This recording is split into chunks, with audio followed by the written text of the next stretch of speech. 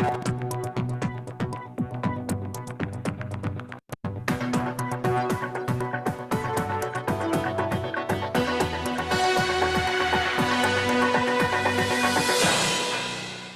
there, this is Jay Frost speaking to you from the helm of the Frontlines of Social Good show. It's our show that, of course, takes insights and news from the world of philanthropy, and it's part of the Philanthropy Mastermind series. So if this is new for you, welcome. And if this is something you've been attending in the past, we look forward to getting your reviews and learning about what you would like to see and hear in the future. Once again, I'm Jay Frost, and today's episode is going to be packed with major philanthropic moves, shifting funding priorities, and conversations about the future of giving. So we'll jump right in, of course, with the latest philanthropic news and cover the biggest gifts of the week, as well as the big news from the Chronicle of Philanthropy and the latest government actions shaping the nonprofit sector. Next, we're going to also air a special pre-recorded interview with Rusty Stahl, President and CEO of Fund the People, who will share key takeaways from Foundations on the Hill, a major meeting of advocacy that occurred just last week. Then we'll sit down with Erica Wasdorp, author of Monthly Giving Made Easy, to explore the power of recurring donations, the latest trends in monthly giving, and how nonprofits can build more sustainable revenue. And finally, we'll take a special flashback look at two powerful interviews recorded at the start of the Russian invasion of Ukraine 3 years ago this week, reflecting on their impact and what has changed since, especially in the world of nonprofits and philanthropy. So let's get started. We begin once again with the largest philanthropic gifts that we've been tracking this week. And we'll start with the Michael J. Fox Foundation, which awarded, according to the last count, 127 grants totaling $86 million to refine the understanding of Parkinson's disease. $12 million came from Las Vegas developers and philanthropists to expand UCLA's Health Mobile Stroke Unit program, enhancing its capacity to respond quickly to stroke emergencies. There was a gift of approximately 40 million US coming from Lund University to support cancer research. $4 million was received by the Crohn's and Colitis Foundation from the Helmsley Charitable Trust to advance remission strategies for Crohn's disease and ulcerative colitis. Valley Children's Healthcare received a $3 million donation to support a variety of vital patient programs. The Thomas and Ellen Calcaterra Revocable Trust notes that they received a gift of $2 million to establish a trust in their name, and it's a trust for endowed clinical and research fellowships in head and neck surgery at UCLA. As I alluded to before, the Chronicle of Philanthropy has just released, in fact, today, I believe, has just released its 25th annual Philanthropy 50 list, highlighting America's top donors of 2024. Collectively, these philanthropists have contributed $16.2 billion to various causes just last year. Leading the list for the second consecutive year in a row is Michael Bloomberg, former New York City mayor and founder of Bloomberg LP, with donations totaling $3.7 billion in 2024. His contributions supported a range of activities in the arts, education, environmental initiatives, public health, and programs aimed at improving city governments. Notably, he awarded a $1 billion grant to his alma mater, Johns Hopkins University, to make medical school tuition-free and provide financial aid to nursing and public health students. Other significant donors on the list included Reed Hastings, co-founder of Netflix, and his wife, Patty Quillen, who donated $1.1 billion to the Hastings Fund at Silicon Valley Community Foundation. Michael and Susan Dell, founders of Dell Technologies, Dell Computers, contributed $1 billion to their foundation, focusing on education, economic mobility, and health initiatives. Warren Buffett, investor and philanthropist, known to us all, was noted as giving $716.1 million to the Susan Thompson Buffett Foundation, supporting education and medical research. Mark Zuckerberg, co-founder of Facebook, and his wife Priscilla Chan donated $1 billion to the Chan Zuckerberg Initiative, targeting education, science, and criminal justice reform. And Ruth Gottesman, retired professor, gave $1 billion to the Albert Einstein College of Medicine to provide perpetual free tuition. This year's list, once again, is the 25th annual, and over this period, they noted that Warren Buffett leads cumulative giving over that 25-year period with $49.4 billion, followed by Bill and Melinda Gates with $34 billion. There's also some news on the legal front for the nonprofit sector. The trial between Energy Transfer Partners and Greenpeace has commenced in North Dakota. Energy Transfer is seeking $300 million in damages, alleging that Greenpeace's actions during the Dakota Access Pipeline protests in 2016 and 2017 resulted in trespassing, nuisance, and defamation, and other offenses. Greenpeace denies these allegations, asserting that their involvement was nonviolent and at the invitation of Native tribes opposing the pipeline. They argue that the lawsuit is an attempt to silence free speech and protest rights. The jury selection process has raised concerns, as over half the jurors have ties to the fossil fuel industry, according to, I think it was The Guardian. Greenpeace's motions to change the trial venue have been denied, and the trial is expected to last about 5 weeks. In Texas, Catholic Charities Fort Worth has filed a lawsuit against the U.S. Department of Health and Human Services and Secretary Robert F. Kennedy Jr., alleging the unlawful withholding of over $36 million in refugee resettlement funds. The organization, which oversees the Texas Office for Refugees, claims this funding freeze has led to significant staff layoffs and program cuts across the state. According to the lawsuit, despite multiple requests since late January, Catholic Charities Fort Worth has been unable to access the allocated funds, impacting services such as employment assistance, legal aid, educational programs, and healthcare for approximately 100,000 individuals and families. The charity is seeking immediate release of the funds to continue providing essential services to refugees and other legally admitted individuals in Texas.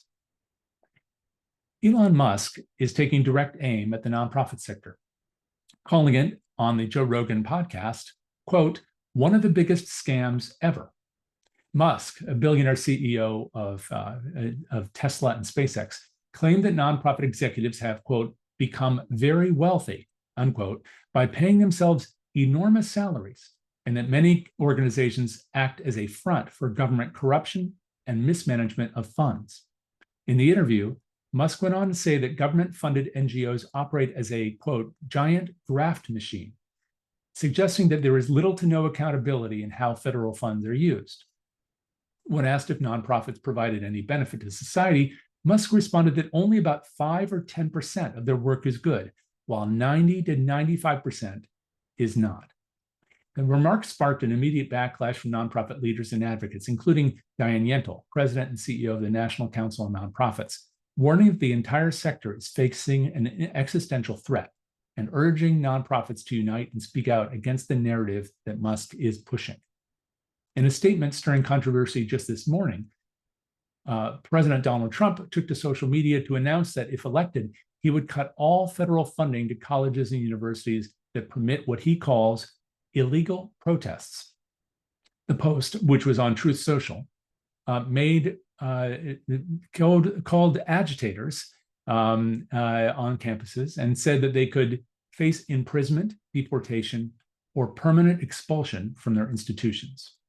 The Post also seemingly had an unrelated reference to mask wearing, although it's unclear what policy he was redressing.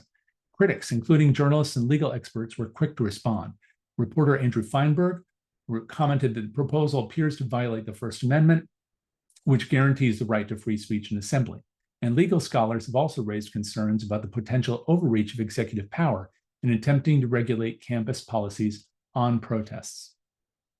This past week, more than 350 philanthropic leaders gathered together in Washington, D.C. for Foundations on the Hill 2025, the premier advocacy event in the nonprofit sector. Hosted by United Philanthropy Forum, the Council on Foundations, and Independent Sector, the event featured over 200 meetings with lawmakers and policymakers, pushing for policies that strengthen philanthropy and build thriving communities. One of the key voices in these conversations was someone who may be well known to you, Rusty Stahl, president and CEO of Fund the People, who has long championed the idea of investing in nonprofit talent and who believes it's, of course, essential to the sector's success. Rusty joins us now in a pre-recorded interview to share what he learned at Foundations on the Hill, the biggest takeaways from this year's discussions, and what it all may mean for nonprofits moving forward. Let's watch it together. Jack? So, Rusty, first of all, thank you for doing this. Really appreciate your time. And I know you're fresh back from a meeting. You're going to tell us all about it. But first, you just tell us a bit about yourself and Fund the People? Sure. Well, Jay, thanks for having me. Thanks to everyone who tunes in. So I'm Rusty Stahl. I am founder, president, and CEO of Fund the People, which is a national organization to maximize investment in America's nonprofit workforce. We've been going for 10 years, mostly foundation supported, and we do all kinds of activities to promote our mission, including a podcast and conferences and toolkits and other resources. And you are a frequent poster, which is how we originally met, actually, responding to some of the events that were happening legislatively before the new year. And now that a lot has happened since, among the many things you've done is you just attended this large meeting on Capitol Hill. Can you talk about that? What brought you to that? Why you were there? Sure. Yeah, so Fund the People is trying to rally nonprofit sector folks to defend nonprofits and defend democracy and make that connection that America was made by nonprofits. Nonprofits precede the Constitution, predated the Constitution, predated the existence of the federal government, and we really helped to create this country and continue to make real the First Amendment rights of freedom of assembly, freedom of speech, freedom to advocate to the government on behalf of our communities, freedom of religion and the press. So we wanna make that, a really important part of our 2025 work. And so we are part of a group called the United Philanthropy Forum, which is a federation of various philanthropy and funder networks. And Fund the People is not exclusively a funder network. We work with funders and nonprofits. But we've been part of United Philanthropy Forum for many years. And they partner with the Council on Foundations and Independent Sector to put on this sort of annual day for funders and funder networks to come to Washington, build relationships with their senators, U.S. senators, and members of Congress, and advocate in self-defense of the sector and to strengthen philanthropy and the nonprofits that philanthropy supports. So I've been to it in the past, but it's been many years, and I wanted to go again to understand what the sector is pushing for as a whole in those conversations and what the Congress people have to say. So what were they pushing for? What makes this meeting this year perhaps different from the ones in the past? Well, I'll be honest with you, Jay. I'm not sure how different the agenda was, but the tone was certainly different in terms of what the participants were feeling was important, and what I know I went in and other people that went into those meetings thinking about. So the primary agenda of the formal event of put on by the groups I already mentioned was really not about what's happening in the executive branch, but what the legislative branch can do sort of in its formal role.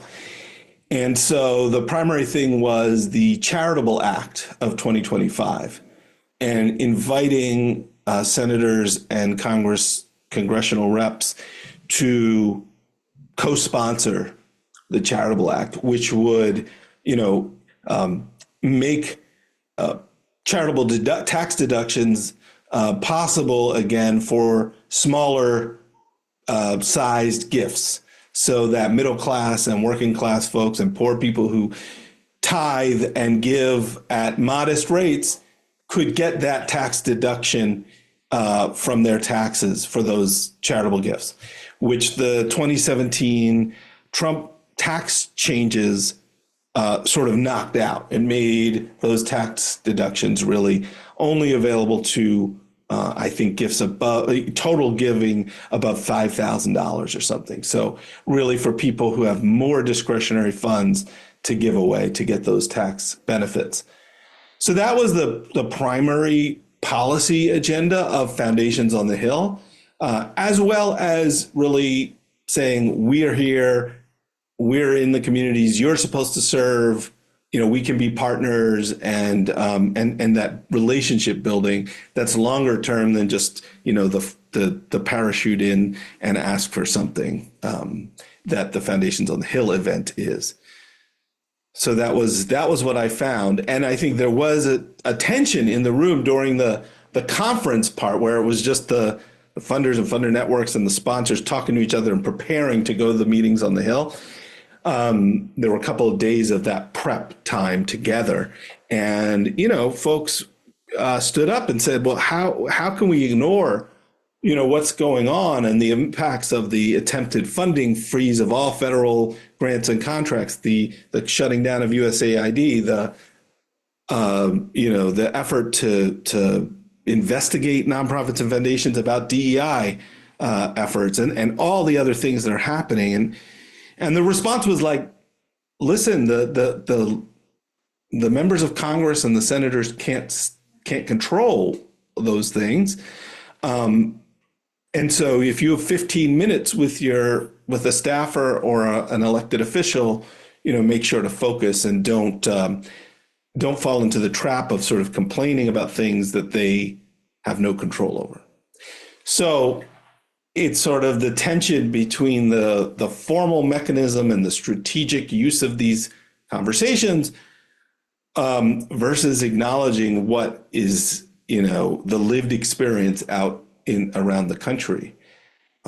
Luckily, I felt like I was part of a delegation that wanted to talk about all of it and not necessarily, limit the conversation in that tight a way. Can you talk about then how you and your delegation managed to broach the subject in a way that you found to be productive, and maybe some of the response that you received as you went and knocked on doors? Well, I was with folks from New York State and New York City, and they were, we met with primarily folks who were aligned on the values that I think we were bringing. So it wasn't a contentious set of conversations. I think if we were in, a different state or a different kind of state or a different set of representatives, it might have been more tension filled. But in this case, it was much more about how can we in the philanthropic and nonprofit sector, support policies that our elected officials in Washington would like to also advance. And so I think what I was able to bring from the people was in each of those meetings say, our workforce is 10% of the private workforce in this country, third largest workforce in the private sector, bigger than manufacturing, for example, and, plays a critical role in delivering the social safety net on behalf of the government, plays a critical role in advancing the public good. And so you as legislators should know and understand what our workforce is and does, and the kind of jobs and taxes that nonprofit folks pay, the wages that nonprofits provide to your constituents. So really trying to hammer home that the nonprofit workforce exists. I mean, it's that simple, Jay. Sometimes these policymakers just don't even know. Like they don't see it. I analogize it to, how we have the public-private partnerships or public-private. It's like a dichotomy. Either your public means government or private means for-profit business. And so where does nonprofit fit in the public-private dichotomy? It doesn't fit, even though we are in the private sphere. And so we have to break through that dichotomized thinking and help people to see that it's actually three sectors, not two, that make our system work. So that was my basic agenda going into those meetings. It strikes me that 15 minutes isn't a lot of time for you and your delegation, or for that matter, the people you're meeting with, to gain an understanding of what is somewhere between 5 and 7 or something like that percent of the U.S. economy. Lots of the largest employer, if you aggregate it as one sector. There's a lot to convey there. So as you were revealing some of this or sharing some of this with people, some of whom may have been aligned and some less so, New York is a complicated state. It has people who are much more on the progressive side and much more conservative side of politics. So when you were sitting down with them and conveying this, what kind of response or reactions did you get? Well, I want to give a shout out to George Mason University and their nonprofit economic data resources, including their newly revamped online free database called Nonprofit Works, which is where I got some of the data about employment and wages in New York State and nationally to share. I think the staffers took notes. They seemed engaged and interested. I think it's something they probably haven't heard before. And they need to hear, and they need to hear it repeatedly. So, but yeah, I think that again, our delegation, our meetings happen to be with, moderate and progressive Democrats primarily. So the response was not negative. What they kind of said to us was, listen, you all are in touch with nonprofits that serve my constituents. And I think they're important organizations. And if they're having problems with what's going on coming down to them from the government, whether it's the attempt to freeze federal funding, or it's the USAID shutting down, or other things, the attempt to investigate foundations and nonprofits about diversity, equity, and inclusion practices, if those things are impacting and harming nonprofits or the people they serve in my district or my state, please have those groups contact me. Or if you funders or funder networks can pass that information along. And it was for two reasons, Jay. It was one, so that those elected officials could try to help those groups to navigate the federal government. So for example, if you're having trouble accessing your federal funding that's been approved, contact your senators and contact your congressperson so that they can try to advocate on your behalf, because you are their constituent. And then the second reason was they could help to amplify the story of harm so that they can humanize it and give it color, a picture of real people, real organizations being hurt, rather than sort of, statistics or some big number of dollars or some theory of efficiency. So that's the message I wanted to hit home for folks listening, is that everyone should be contacting their elected officials in Washington, letting them know either the harm that's been done or could be done by the policies that are happening or being bantied about. Is that the term? Bantied about? Considered, floated. And in particular, because Republicans are in control of the House and Senate, folks from red states and red districts of blue states and purple districts, it's so critical that you all in the conservative communities, in the churches, in the scouting groups, in the mainstream bread and butter, mom and pop, apple pie Americana nonprofits, you're the ones who need to be calling your reps and senators to let them know that these policies are going to hurt people in those communities that their representatives care about. And you said something a moment ago that hit me about repeatedly doing these things. So if you have a few minutes on the Hill, it can be very powerful. But what you've just suggested is that people need to contact their representatives, be in touch regardless of where they are in the political spectrum, to inform them of the situation and how things may impact them or are impacting them. Do they need to do that repeatedly? I think so, because it's a busy place on the Hill and it's hard to break through the noise, and what they said to us, Jay? They said, one of them said, I love these meetings with folks like you because you're not lobbying for soap or, tires or whatever. Like, you're not a for-profit lobbyist. You are serving the constituents who we're supposed to serve. And you're not here to make money off of the government. You're here to try to advance the public good. And so she felt it was actually a relief to have a conversation with us rather than, some kind of pressure. So I think these folks on the Hill would actually appreciate hearing from you. It was a mindset shift for me, because it's so intimidating to either pick up the phone and call their offices or walk into their offices for a meeting. But what I realized is they need us. They need our information. They need our eyes and ears on the ground because they don't know what harm is being done or what good is happening.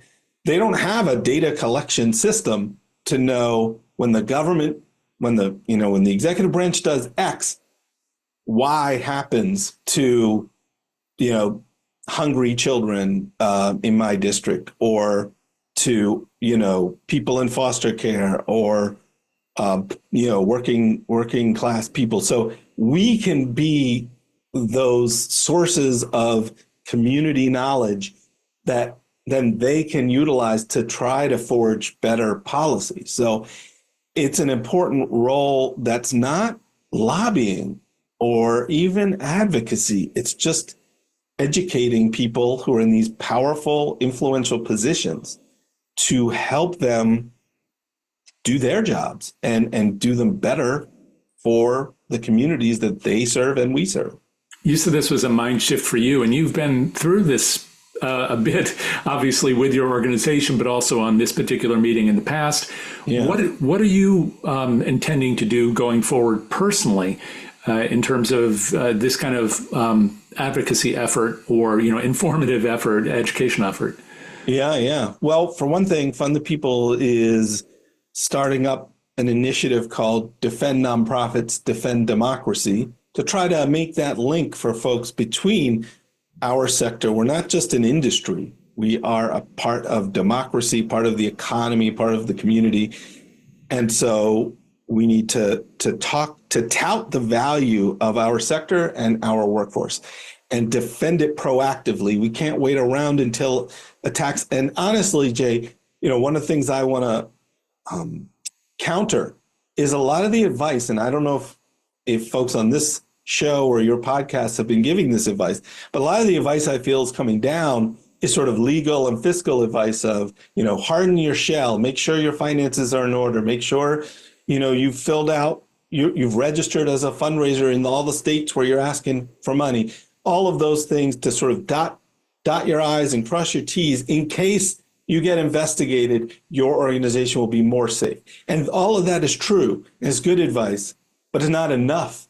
The bigger advice is we have to defend our whole sector because it's not just individual organizations that are coming under pressure.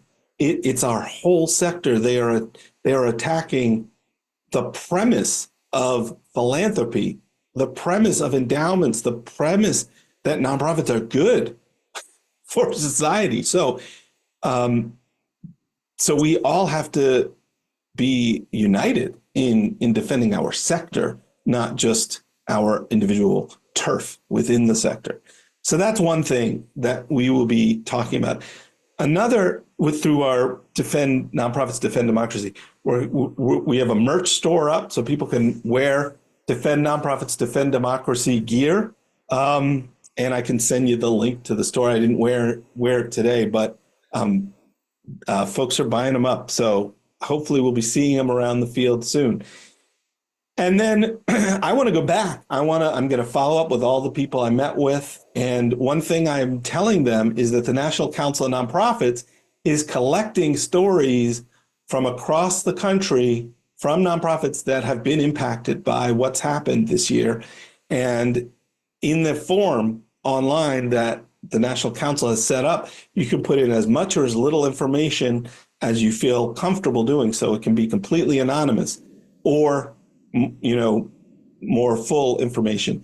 And that information that's being collected there, and I know that other groups are kind of collecting that kind of information, but I know the National Council in particular is being very careful about protecting the groups that submit that information so that no one can, be hurt more by sharing that, because folks are so anxious for good reason. So I'm telling the legislators, hey, here's a source of that kind of information that you can turn to. And the National Council is not going to publish that information publicly, but they are providing it on an as-needed basis to legislators. So I think that's an important resource for the field. I'm also personally donating to the National Council of Nonprofits on a recurring monthly basis as of this month. And Allison Fine from every.org set up a fundraising campaign online to support them because they sued the Trump administration, I think the next day after that memo came out attempting to freeze all federal funding indefinitely. And they stopped, the National Council, along with Democracy Forward and the other litigants there, stopped that freeze from happening. So I just want to personally support them and encourage foundations and just regular folks in the field to contribute. I think I'm giving $25 a month or something. So that's something personally I'm doing. It's a lot, but you've definitely given us kind of an architecture about how to be involved in different ways that suit whatever it is, our budget or our time. It sounds like this is something you're going to continue to be involved in, and there are ways that people can be involved with you. So what's the best way for people to learn more about the work there and to follow you and the organization? Sure, thanks. So folks can follow Fund the People on LinkedIn. That's a good place, or me. So just search for Fund the People and Rusty Stahl, STAHL, in LinkedIn. We also, let's see, what's the other place? You can come to fundthepeople.org to find info. And we are, as I said, I'll share a link to our merch store. We're on Instagram as well, so at Fund the People. We're on Twitter. We're on Threads. Oh, and your podcast. And our podcast, of course. Thank you. Yeah. So search wherever you get podcast. That's what my brain was trying to reach there and I couldn't. So thank you for helping my brain. So every other week, our podcast comes out on Wednesday mornings weekly during our seasons, which we're in season 7 now. And we're starting a Nonprofits Defend Democracy series. So every other Wednesday, we'll be specifically talking about these issues, offering analysis, action steps people can take, and resources from across the field that we learn about. So yeah, sign up to the podcast is called Fund the People, a podcast with Rusty Stahl. So just search for that on Apple Podcasts or Spotify or wherever you get your podcasts. Perfect. Thank you so much, Rusty. Really appreciate it. And great to hear about what was happening last week up on Capitol Hill. Thank you so much, Jay. Again, that was Rusty Stahl, President and CEO of Fund the People, sharing his insights on the Foundations on the Hill meeting and the importance of investing in nonprofit talent in general. You can follow more of his work as he suggested through their website. And we've also included those notes in the chat for those who are with us live. Now we're going to turn our focus to a fundraising strategy that can provide nonprofits with steady, sustainable revenue, monthly giving. I know we've talked about this before in the Philanthropy Mastermind series, but we never talked about it enough, in part because so few organizations have done it as well as the person we're about to speak with. We're joined by one of the foremost experts in the field, Erica Wasdorf. Erica is an internationally recognized speaker, author, and consultant with more than 30 years experience in fundraising and direct marketing. She is president of A Direct Solution, where she works with nonprofits across the US and internationally, helping them grow monthly giving, annual funds, mid-level donor programs, etc., through direct mail, telemarketing, and digital strategies. Originally from the Netherlands, Erica brings a global perspective to fundraising, having worked with leading organizations in both Europe and North America. She spent her years as the US Director for Reader's Digest's International Fundraising Division. She could talk about that, where she helped develop recurring giving programs for large nonprofits, hospitals, and international aid organizations. If I read her bio, we wouldn't have time to talk with her. So I'm going to move on quickly. The reason why she's going to join us again today, we've had her in the series before, fortunately, and we're very happy and fortunate to have her back again today, is actually because of two books that she's written. I think they were about 10 years apart, on monthly giving, including Monthly Giving Made Easy, which is a step-by-step roadmap designed to help nonprofits of all sizes get started with monthly giving. So with that, Erica, thank you so much for being back and sharing again today. Oh, you were very, very welcome. And I was excited to listen to Rusty there talking about the fact that he was starting, he had started a recurring gift. So that's really exciting, right? So yeah, Right. great. Everybody needs to do this, but first of all, I should check myself. Is it really as much of an issue as it seems to be to me that organizations just haven't mastered this or pursued it the way they need to? It's, I was on, obviously I go to a lot of sessions and read a lot, and I'm very excited actually to announce that there's like two younger fundraisers who just wrote books on monthly giving and subscription giving. So I just want to give a shout out to Dina Snyder from Positive Equation, who wrote the Monthly Giving Mastermind, and Dave Raley from who wrote the book on subscription giving, right? So they just came out this year. My first book came out like 12 years ago. So the second book came out like, just a couple of years ago. And yeah, it's unfortunately, it is still very much a mindset.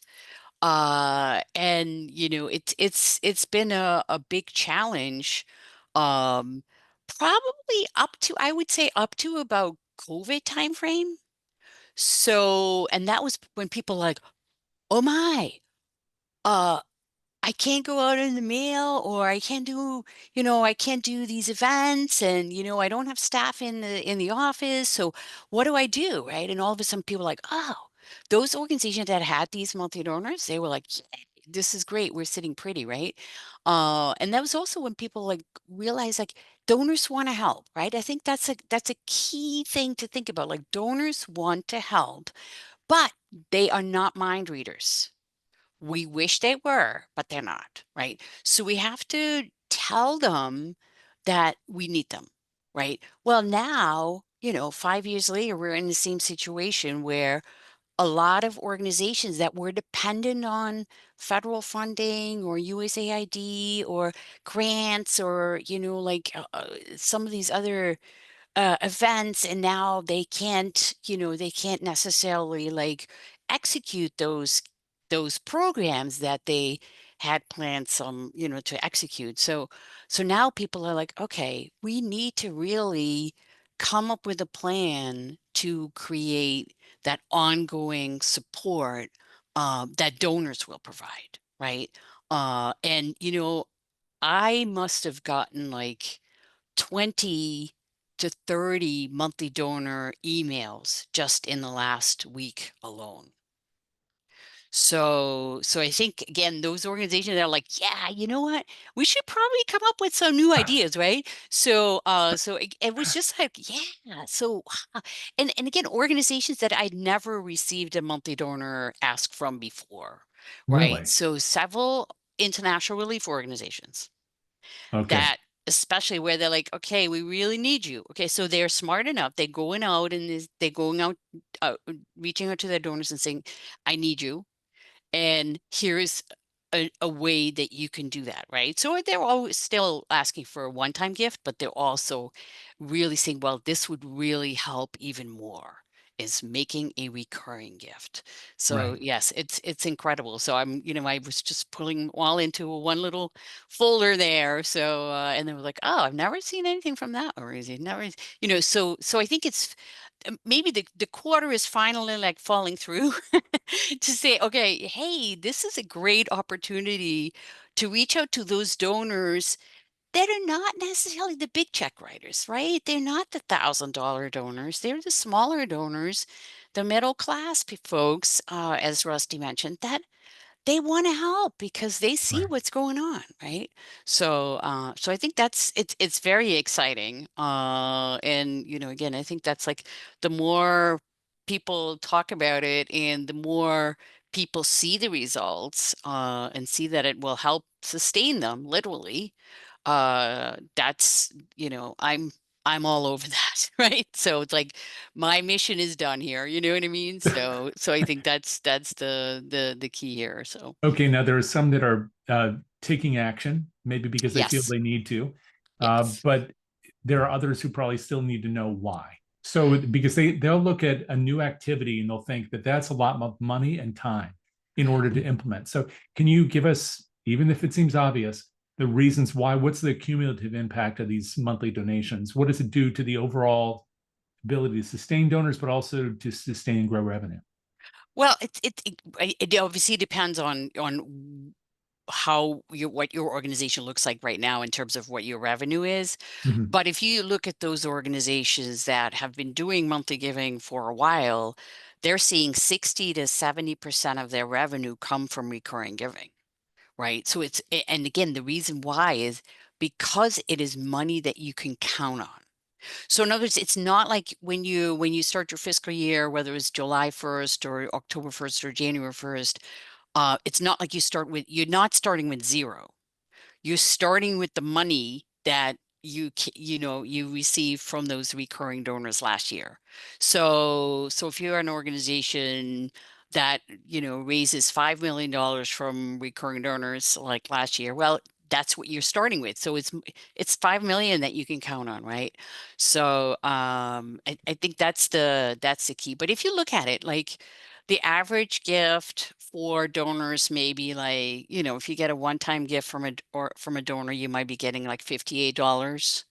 If it's offline, if it's like online, you might be getting $100. Well, if you can get them to become a monthly donor at an average of $25 a month, now you've, increased their value to, $300 a year. And Neon One did a great study last year where they looked at recurring donors and their lifetime value.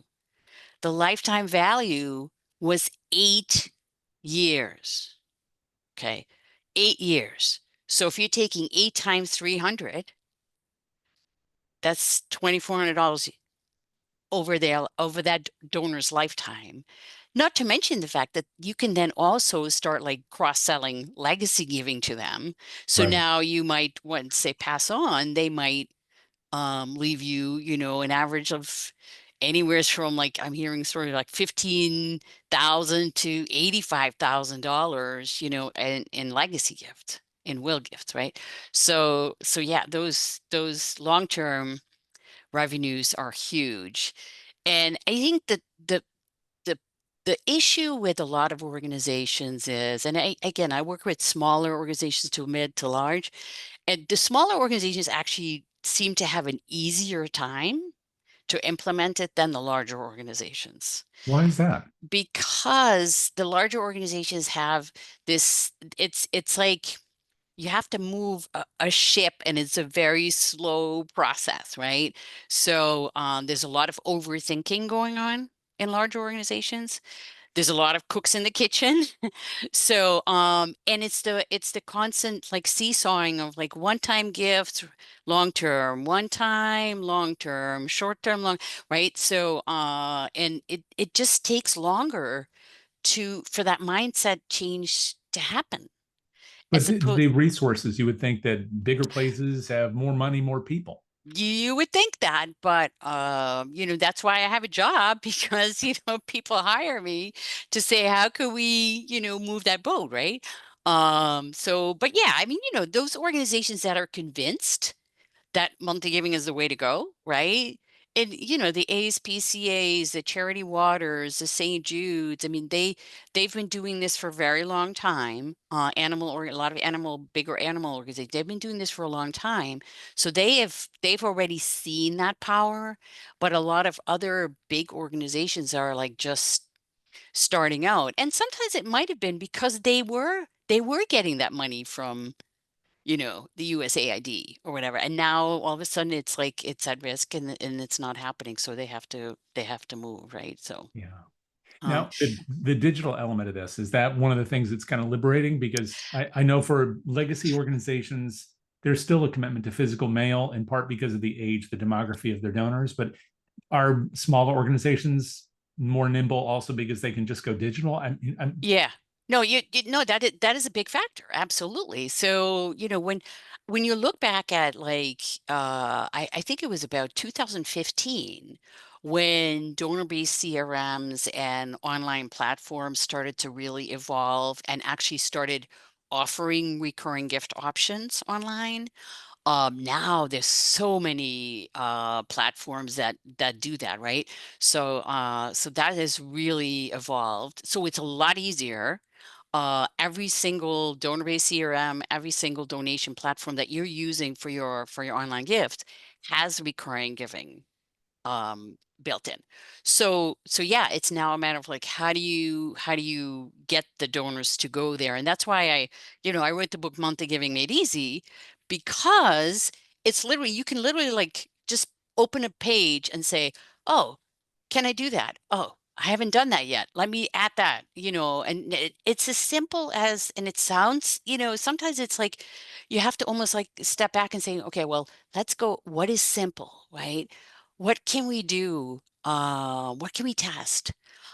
Because when you're starting out as an organization, and again, every single organization has at least some organic monthly donors, right? But when you're starting out, you can test a couple of little things that will increase the number of recurring donors. To give you an example, one of my clients, they had a donate button on the homepage, right? And it goes to the donate page, and they tested a give monthly button right next to it on the homepage. And guess what that did? It doubled the number of monthly donors just by adding the button to the homepage. Yeah. And the same with like adding a button in an email. It's a button. Okay. You can test it and see if it does it hurt one-time gift results? Probably not. So it's a do no harm, right? So what is wrong with adding that, right? So those are just a couple of little things that you can do to offer it. And maybe it's because and maybe sometimes people say, well, that's probably too simple, that's not going to work. And it's like, well, look at what other organizations are doing. They've tested this, right? So in other words, this is the beauty of like these big organizations that are committed to it. They're doing all of the testing for you. So in other words, if World Vision, right, is sending an email out, right, and every email has a button on the bottom say giving monthly, or if the American Heart Association has an email and on it has like two options on the top, like give monthly and donate now, right? Well, they've tested that. So steal it, steal the idea, right? So I think that's the those are just two little Sure. tactics that you can use. And again, if you're doing mail, maybe do a very targeted approach to reach out to your recent donors that are giving on a regular basis and ask them to consider it, right? But yes, but digital, there's so much, I call it low-hanging fruit. It's incredible, especially with larger organizations. Maybe since we can't go through the entire book, although people should get a copy so they can try all these different things. But can you give us kind of a top to dos and maybe even a list of don'ts? Okay, so well, the to-dos is, well, first of all, like, look at your donation platform Mhm. and see if you can create if you haven't done that already, see if you can create a monthly only, a recurring only page, right? So because some systems you have those toggles and it's harder to do. Others you can create a special page, so that way whenever you're reaching out to a donor asking them to consider a monthly gift, it goes to that monthly only page, right? So that's a thing. Definitely look at that. Test it, make sure that it's set, the thank you messaging that coincides with that monthly gift is indeed saying give monthly, right? And thanks for your monthly gift. Because again, sometimes people forget that part, right? So those are just a couple of basic things. And then yeah, start adding a button in your emails, in your e-newsletters, and start driving people to go there. And then, those are just some things, and it doesn't cost you any money to do it. That's the beauty of it, right? I mean, you've got the tools. It's not like you have to invest in something brand new. It's not like you have to spend a lot of money. So I think, like once you get into the let's see, so you asked me the question, like, what shouldn't we do? Okay. So what you do is saying, okay, well, I'm going to test this once and then I'm done with it, right? It's a constant planting of the seeds, if you will, about monthly giving. So put the button in your email every time. What do you have to lose? It's, are you going to get like thousands of monthly donors because of it? No, but you're going to get people to say, oh, yeah, hmm. First time they might say, what is that? Monthly giving. And then the second time, like, let me think about it. And then the third time is like, yeah, I really like what this organization does. Let me consider that, right? So it's a constant planting of the seed. So don't think like, oh, I'm just doing one little campaign and then I'm done, right? And I think that's I think that's the biggest mistake people make, is that they're like, yeah, you know what? I tested it. I got like 3 new monthly donors. Well, 3 times 300 times 12, 8 is like whatever that amount is, right? So always annualize the value of them, or even take the 8-year value of those monthly donors, right? So I think that's the key. And I think the other thing is, yes, you do need somebody who wants to do this. If you're like, well, I don't know. Do we really want to do that? Let's overthink it some more. Let's wait. Let's wait till we have the perfect system. I mean, I'm seeing you laughing there. It's like, yeah, So just, you have the tools. You don't need a new tool, right? Just use what you have. Okay. So, but by golly, start, right? And, I was on, Dana Schneider did this monthly giving summit last week, and there's like 5,000 people on there, almost 5,000 people. And they're all enthusiastic about it, right? So, and there's all these ideas, but it does take the listener, the watcher, to then actually say, you know what, I'm going to do this. And, so I'm going to actually add that button. I'm going to talk about it in every e-newsletter, and, and then see what else I can do. Because again, every organization is different. So some organization might have 500 email addresses, other organization might have 500,000 email addresses, right? So, you know, just but just start. I think that was sort of the big takeaway from a lot of people is like, yeah, I just got to start, because otherwise it's never going to happen. But if there's, I mean, one of the quotes I like using is, the best time to plant a tree was 20 years ago, Right. but the second best time is now, right? Especially now, Well, right? If and I you want wanted to to, exist. right. I wanted to ask you about that in terms of even acknowledgments, because you just a few minutes ago said that right there in the initial receipt or the acknowledgement Hmm. that you would say, thank you for your monthly gift. And in fact, I Right. just made a gift recently to an organization, and it was a quarterly gift in this case, Right. Yeah. but that's a lot more than if I had given a single donation. But they Yes. didn't reference it in the acknowledgement, and Yeah. there hasn't been a physical acknowledgement. It was just a digital one. Yeah. So it seems like there are multiple opportunities, even if you don't get it perfect the first day, Right. to to improve that relationship building afterwards. Absolutely. Yes. Absolutely. Yeah. So, again, but just look at the tools and test them. I mean, I got I look at my mail, I look at like my emails, and I collect what I like. And I mean, again, one of the example is like some organizations that have a number of monthly donors, they upgrade every year. They ask for an upgrade. And, but there's a lot of organizations that are not doing that. So if you have a number of monthly donors for a while, ask them for an upgrade, especially now, right? What do you got to lose? If they say no, they'll just stick with their $25 a month, right? But you might be getting $35 a month from them if you ask for an upgrade, right? So that's one. And I think again, the other thing is just look at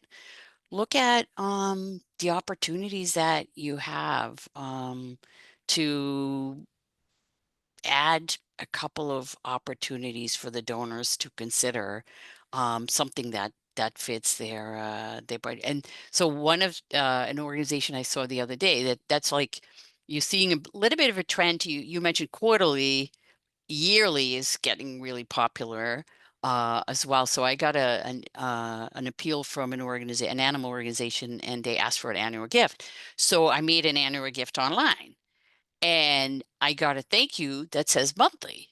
So thanks for your monthly gift. So I reach out to the person at the organization and said, well, hey, just want to let you know. And she's like, okay, this is great. I can make sure that we fix this, right? So, but this is just an example of you need to test those things, right? So yeah. Uh, well, thank you. And so, if people do want to grab your book, how can they find it? How can they They learn can, more about yeah, they can go to HRECsolution.com and slash books. And there's two books of monthly giving.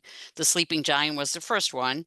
And it's almost a little bit more for like bigger organizations it? because it Mhm. talks about all of the channels, it talks about mail, phone, not so much on digital because digital wasn't that popular then yet, right? So, but it talks about TV and face to face, for example. Oh, yeah. So, and that's something that is very, again, if you just look at, like, if you look at watch TV, depending upon the channel that you're watching, but you're seeing all these ads for, Yeah, $19 a month, right? that's right. So Shriners or it's whatever, direct yes, response. Shriner, St. Right. Jude, all of that, right? So, but yeah, so monthly giving, the Sleeping Giant was the first one, and monthly giving made easy is the next one, and just pick a couple and saying this month I'm going to do focus on these things. But and Rusty talked about a merch like a shirt. I mean, I actually have a shirt and it says, hold on, let me overthink this. So it's like, because that's what nonprofits tend to do. And it's like, yeah, okay, what do you got to lose? It's a button, it's an email. It's, because you gotta let the donor know that this is a way that they can help you. And it's affordable for them, right? Because you know, donors can't give you that $300 in one go, but they can do $25 a month, right? So Absolutely. Thank yeah, you so much, Eric. I yeah, really appreciate it. And we'll make sure that that's included in the links in the chat, and we'll put that in the show notes as well. Really great to see you. Thank you. great. Thank you. Okay, bye. And just as a footnote to that conversation, folks, is that one of the organizations that I know I've supported, I had to talk with them. It's an association for really almost 2 years to encourage them to include a monthly giving option on their website. They've finally done that, and I'm a monthly donor there, so it does work. This week marks the third anniversary of Russia's invasion of Ukraine. You may have heard the news in the last 24 hours that President Trump has put a pause on U.S. aid, military aid to Ukraine. However one feels about this, it's unquestionable that beyond the headlines, that this war has exposed a deep connection between philanthropy, power, and survival. In the years leading up to the war, Russian oligarchs poured millions of dollars into U.S. nonprofits, securing influence and prestige through high-profile donations. But what happens when those donors are sanctioned and their money is tied to a government waging war? Well, in 2022, in May of 2022, right after the invasion by Russia of Ukraine, we spoke with David Zuconi, co-founder of the Anti-Corruption Data Collective, about the stunning scope of Russian oligarch philanthropy in the US and the UK and what it might mean in the wake of the invasion. And at the same time period, we also spoke with Olya Kudnenko, founder of Tabletochki, an organization named after the tablets that were given to children who were receiving cancer care, and one of Ukraine's leading charities. We discussed with her the twin battles her organization was fighting to keep the children alive and to keep Ukraine's pediatric cancer system from collapsing. So on this anniversary, we revisit these two powerful conversations, one about the hidden influence of Russian money, the other about the urgent fight for survival in Ukraine. Jack?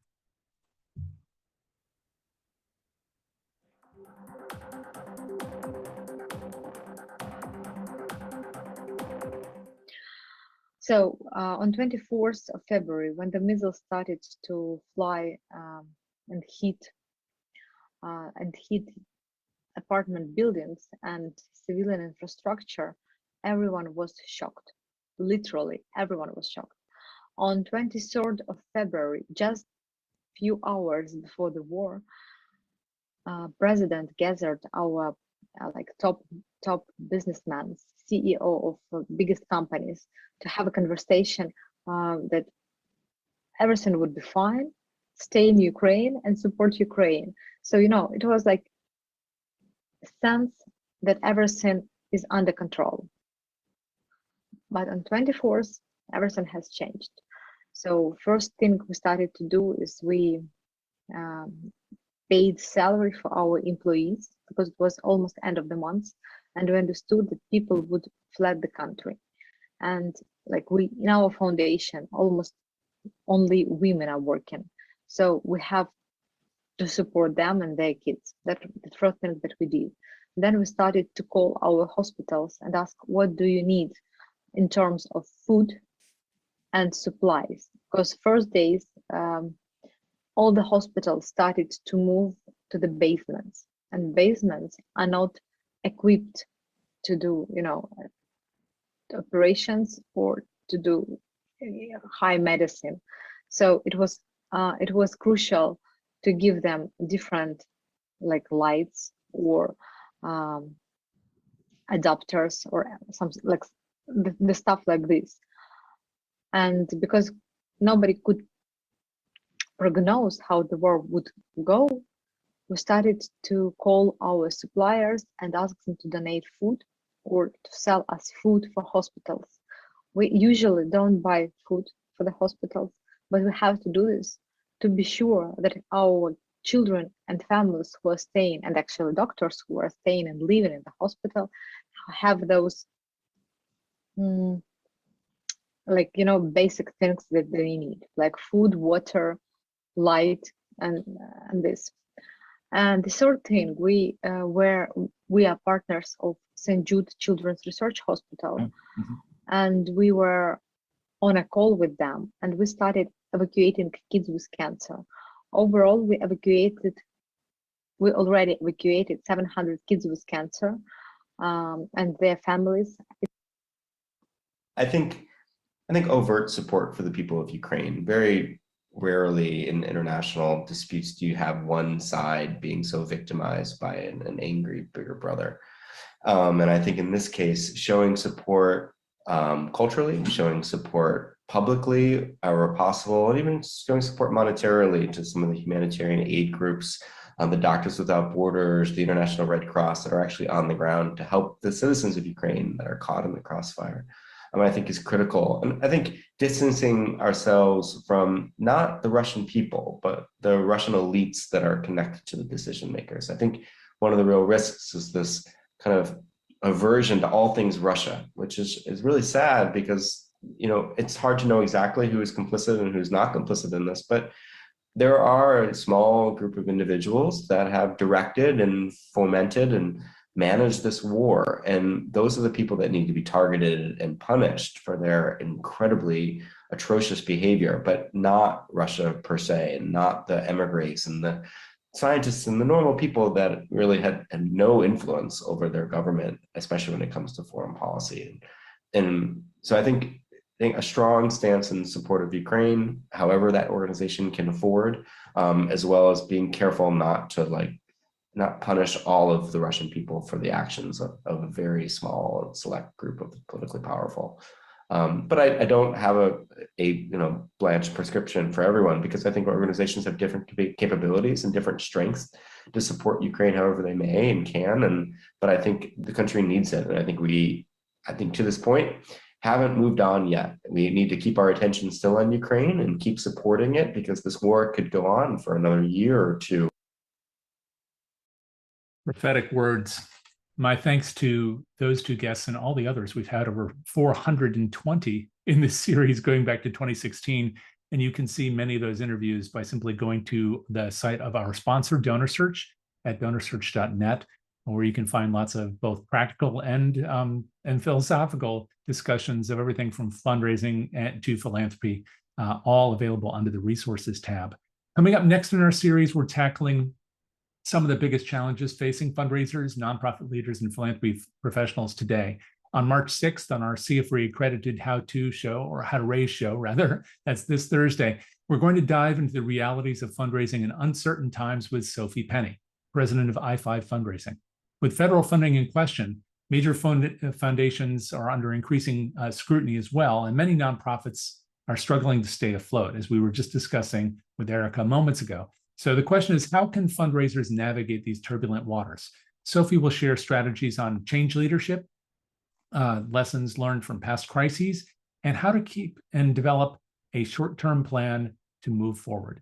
Then on March 7th, that's this Friday, on our latest episode of the Philanthropy Masterminds podcast, we'll be featuring Maya Cooperman, CEO of Temelio.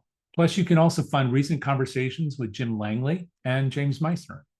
And on Frontlines of Social Good next week, we're going to take a deep dive into the sustainability of public broadcasting.